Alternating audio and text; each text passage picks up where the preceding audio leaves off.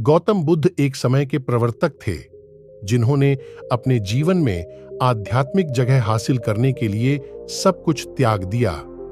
उनकी कथा से हमें एक महत्वपूर्ण सीख मिलती है। एक समय का था, एक सुंदर गांव में एक युवक था जिसका नाम सिद्धार्थ था। उसने समृद्धि और सुख भरा जीवन छोड़ने का फैसला किया ताकि वो सच्चाई की खोज में निकल सके।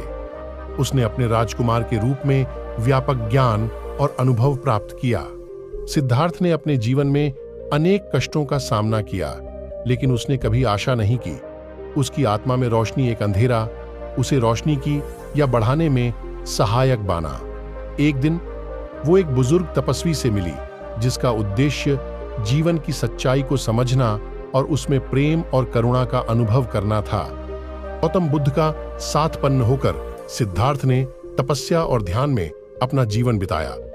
उनका मानसिक एवं आध्यात्मिक विकास हुआ। एक दिन वृक्ष के नीचे ध्यान में मग्न होकर उनके विस्तार से जीवन की सत्यता का बोध हुआ। उन्हें समझा कि दुख और सुख का मूल कारण मानसिक स्थिति है और मोक्ष हमें ही छुपा हुआ है। बुद्ध का उपदेश हमें यह सिखाता है कि जीवन में आने वाले कष्टों को अपनाना और उनका सम्मान करना ही सच्ची का रास्ता है। उनके ज्ञान ने सिद्धार्थ को गौतम बुद्ध बनाया, जो आज भी दुनिया भर के लोगों को अपने अनंत ज्ञान से प्रभावित करता है। इस प्रकार सिद्धार्थ का यह आध्यात्मिक सफर और गौतम बुद्ध बनने की कथा हमें यह सिखाती है कि जीवन में सच्चाई को समझना और उस पर अमल करना ही असली ज्ञान और मोक्ष का मूल है।